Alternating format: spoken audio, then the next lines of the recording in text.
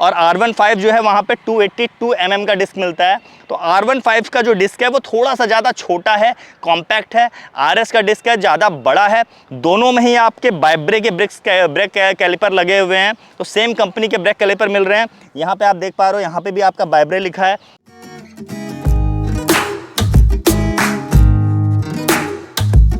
Hello everyone, welcome back to my channel. This is Ram your friend. और मेरे ख्याल से अगर आप लोग मार्केट में जाओगे और आपको एक फेयरिंग बाइक चाहिए तो ये दो बाइक्स आपके दिमाग में ज़रूर आती होंगी।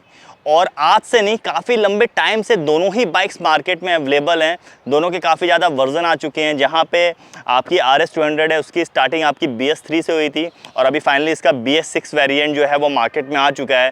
उसी के साथ आपकी जो सेम R15 है वो भी काफ़ी ज़्यादा ओल्ड है। इस समय आपका इसका V4 वर्जन चल रहा है और ये आपके सामने M एडिशन चली है, जो सबसे ज़्यादा कॉस्टली एडिशन है R15 की।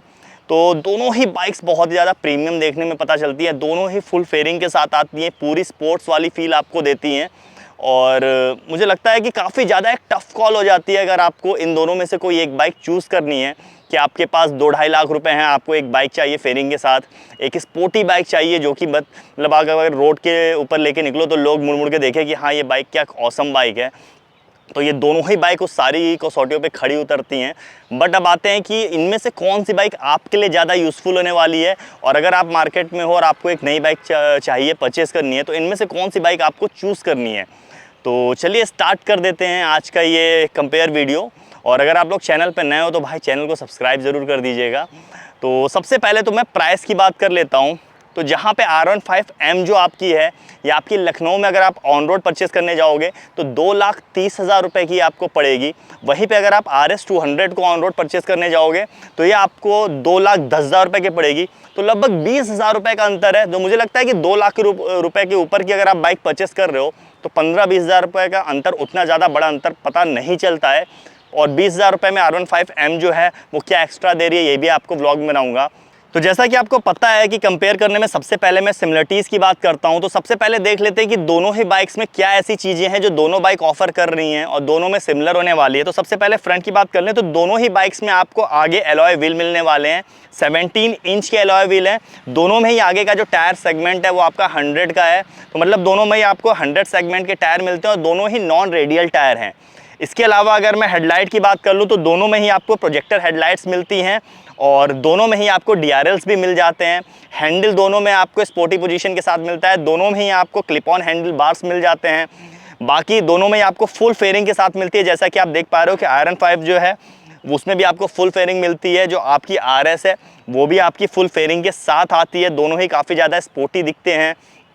पीछे भी दोनों में आपको जो टायर्स हैं वो आपके सेम ट्यूबलेस टायर हैं और दोनों में ही आपको एलॉय व्हील मिलते हैं 17 इंच के पीछे वाले टायर्स में ही। ब्रेकिंग की बात कर लूँ तो दोनों में ही आपको जो ब्रेक्स हैं वो आपको डुअल चैनल ABS के साथ आते हैं। आगे पीछे दोनों ही आपको डिस्क मिलते हैं। ABS मैंने आपको बता ही दिया। तो ये सारी जो चीज़ें थी वो आपकी सिमिलरिटीज़ थी।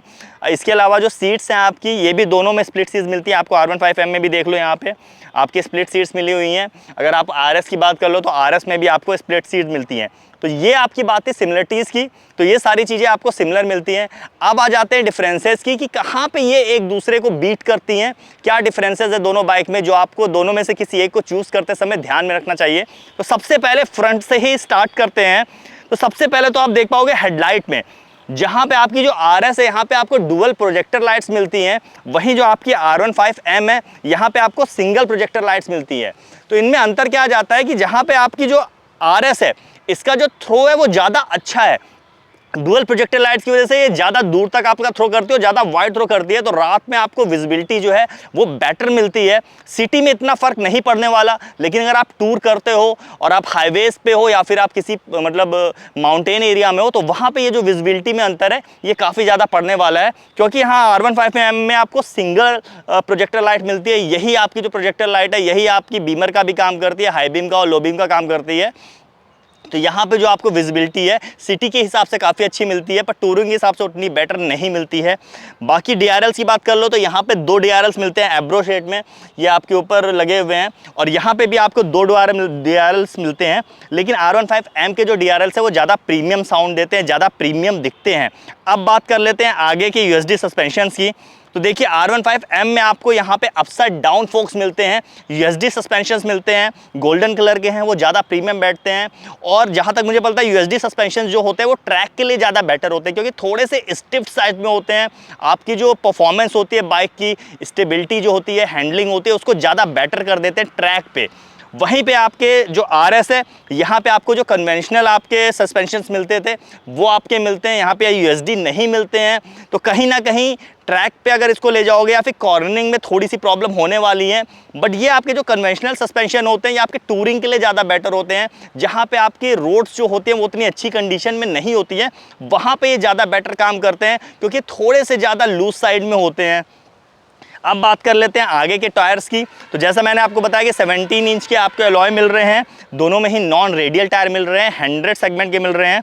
डिस्क ब्रेक में देख लेते हैं तो RS में आपको 300 mm का डिस्क मिलता है आगे, और R15 जो है वहाँ पे 282 mm का डिस्क मिलता है। तो R15 का जो डिस्क है वो थोड़ा सा ज़्यादा छोटा है, कॉम्पैक्ट है।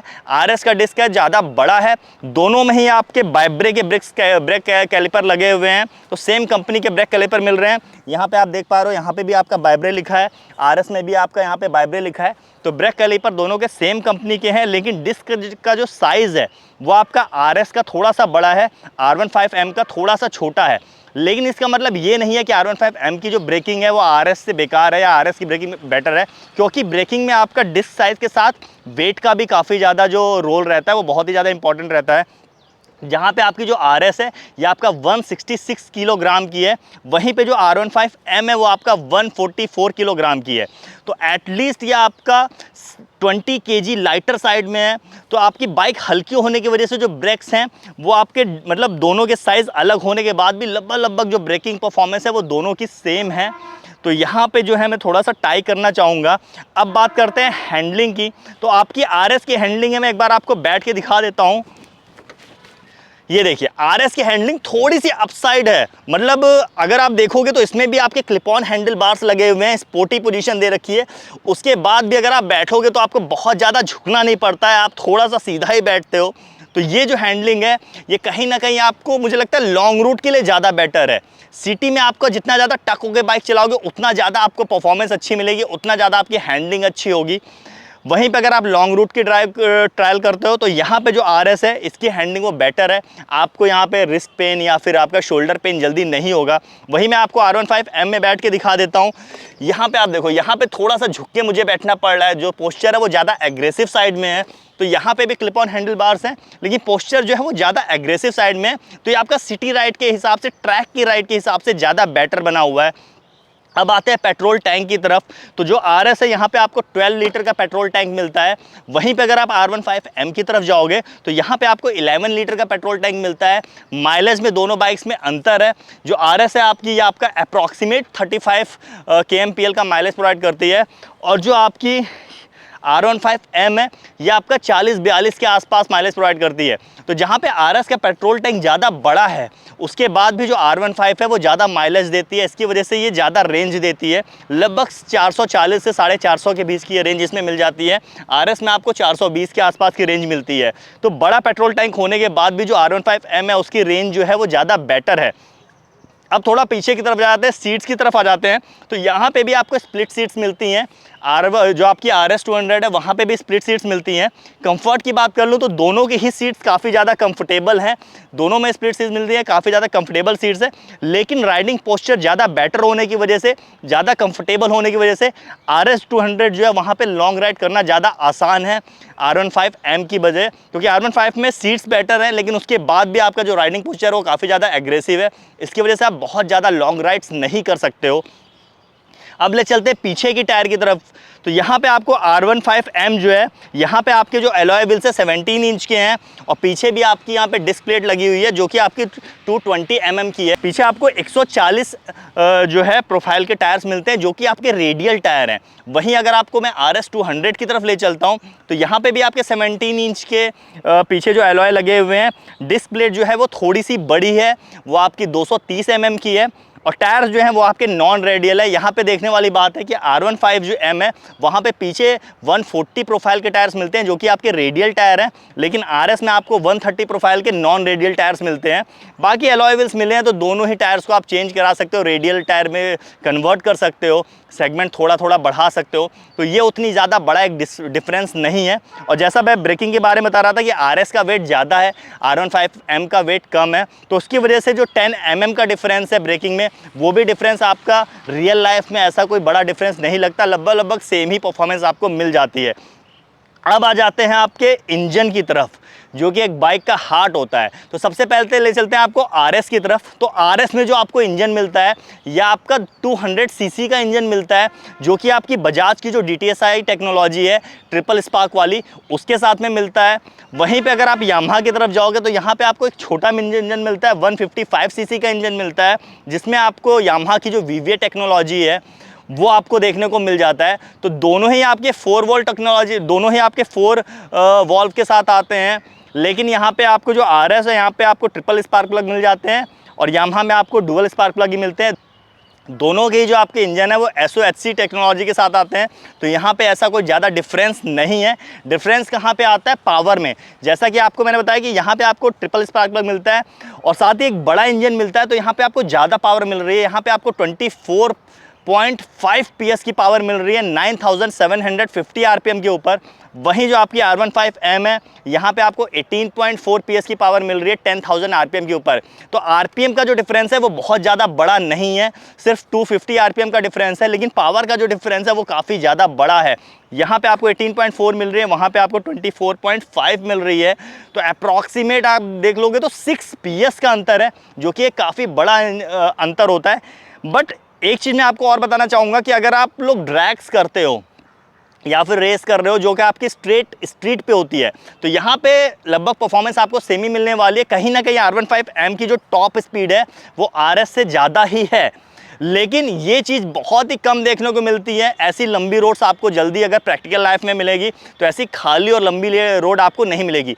मैक्सिमम जो बाइक्स है आपको वो आपको रोड पे जो भीड़ भड़ाके वाली रोड होती है या फिर आपकी जो सिटी होती है वहीं पर राइड करनी होती है, तो वहाँ पे टॉप स्पीड पे बहुत लंबे समय तक बाइक चला पाना बहुत ही ज़्यादा मुश्किल होता है।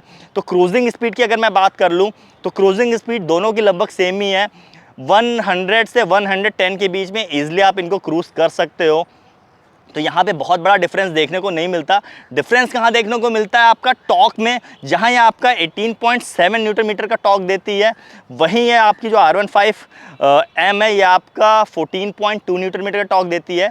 तो RS का जो इंजन है वो ज़्यादा टॉर्की है। टॉर्की इंजन होने की वजह से इसकी जो लोड कैरिंग कैपेसिटी है वो ज़्यादा है। आप पिलियन के साथ भी इस बाइक को ईजिली मैनेज कर सकते हो, पहाड़ों पर ईजिली मैनेज कर सकते हो। आपको गियर्स बहुत ज़्यादा चेंज नहीं करने पड़ेंगे। अगर सिंगल राइड कर रहे हो तो पावर की कमी आपको कभी महसूस नहीं होगी।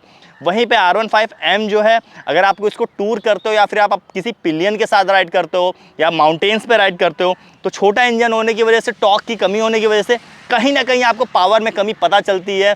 किसी भी चढ़ाई पे जाने के लिए आपको जल्दी गियर शिफ्ट करने पड़ते हैं, फर्स्ट गियर में आना पड़ता है। सेकेंड गियर में गाड़ी अगर आपकी थोड़ी सी भी ज़्यादा अच्छी चढ़ाई है तो जल्दी आपको कैरी नहीं कर पाएगी। तो ये थोड़ी सी प्रॉब्लम्स हैं। एक चीज़ और मैं बता दूं कि दोनों में ही आपके जो पीछे के सस्पेंशन है वो भी आपके मोनोशॉक सस्पेंशन दिए हुए हैं और एडजस्टेबल सेटिंग्स के साथ दिए हैं, तो वहाँ पे भी ऐसा कोई डिफरेंस नहीं है। ये बात है कि R15M जो है वो आपकी थोड़ी सी ज़्यादा प्रीमियम दिखती है। RS जो है आपकी है वो थोड़ी सी ज़्यादा उतनी प्रीमियम नहीं दिखती है, थोड़ी सी रग्ड ज़्यादा दिखती है। बाकी फीचर्स की बात कर लूँ तो जहाँ पे जो यहाँ पे जो 20,000 रुपये का डिफरेंस है दोनों बाइक में, वो यहाँ पे सामने आता है। R15M में फीचर्स की तो एकदम बरसात हो रखी है भाई। इसका अगर आप मीटर देख लोगे तो क्या भाई एकदम मस्त मीटर दे रखा है, ऐसा लगता है किसी आप महंगी स्पोर्ट्स बाइक के ऊपर बैठे हो। पूरा आपका कलर्ड मीटर है, बहुत सारी इन्फॉर्मेशन आपको देखने को मिल जाती है, बहुत सारे मोड्स देखने को मिल जाते हैं, ट्रैक्शन कंट्रोल देखने को मिल जाता है, इन्फॉर्मेशन भी बहुत ही ज़्यादा क्लियर विजिबल है। साथ ही आपको जो शिफ्टर है वो भी आपको क्विक शिफ्टर मिल जाता है। तो बहुत सारी इन्फॉर्मेशन इसमें आपको है, ट्रैक्शन कंट्रोल मिल जा रहा है, लैप टाइमर मिल जा रहा है, क्विक शिफ्टर मिल जा रहा है। तो ये सारे जो इलेक्ट्रॉनिक्स हैं, फैंसी स्टफ़ हैं, ये इसमें बहुत सारे भरे हुए हैं। वहीं अगर आप RS में जाओगे तो बजाज ने काफ़ी लंबे टाइम से इसमें कोई अपडेट नहीं मिला है।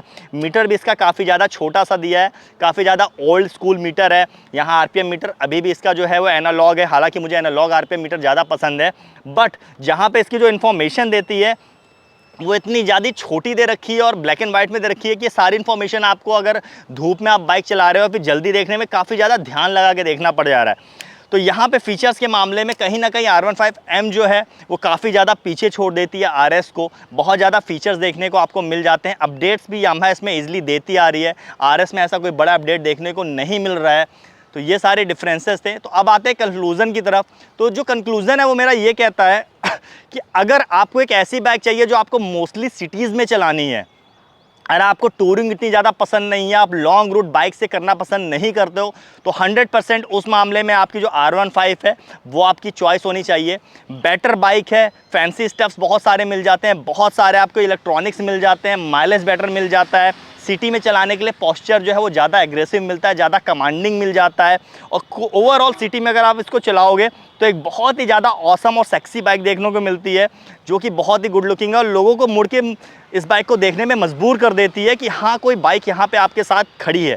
वहीं पे अगर आप RS की तरफ जाओगे तो ये मोर आपकी टूरिंग बाइक ज़्यादा है। अगर आपको एक ऐसी स्पोर्ट्स बाइक चाहिए तो आपको फेयरिंग के साथ मिले लेकिन आप उस पर टूर भी कर पाओ, तो वहाँ पे आपकी RS सामने आती है। क्योंकि जहाँ पे R15 वो टूरिंग के लिए कैपेबल नहीं है, वहीं पे RS में वो सारी चीज़ें हैं।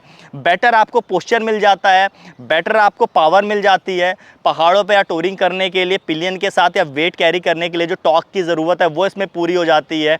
बाकी टूरिंग में ऐसा फैंसी स्टफ्स का उतना ज़्यादा काम नहीं होता है। जिन पावर के साथ ये दोनों बाइक्स आती हैं वहाँ पर ट्रैक्शन कंट्रोल मुझे नहीं लगता इतना ज़्यादा ज़रूरी है। तो ये था मेरा आपका कंक्लूज़न कि इनकेस अगर आपको एक सिटी फ्रेंडली बाइक चाहिए तो वहाँ पे आप R15M की तरफ जा सकते हो। इनकेस आपको एक ऐसी बाइक चाहिए जो सिटी में चलाने के साथ आप टूर भी कर पाओ और आपको टूरिंग ज़्यादा पसंद हो, तो वहाँ पे आप RS के साथ जा सकते हो। तो इसी के साथ ये व्लॉग मैं एंड करता हूँ। बाकी आप लोग कमेंट सेक्शन में मुझे बताइएगा कि इन दोनों बाइक्स में से आपकी फेवरेट बाइक कौन सी है। R15M आपको ज़्यादा पसंद है कि आपको RS 200 पसंद है। इसी के साथ ride hard ride signing off.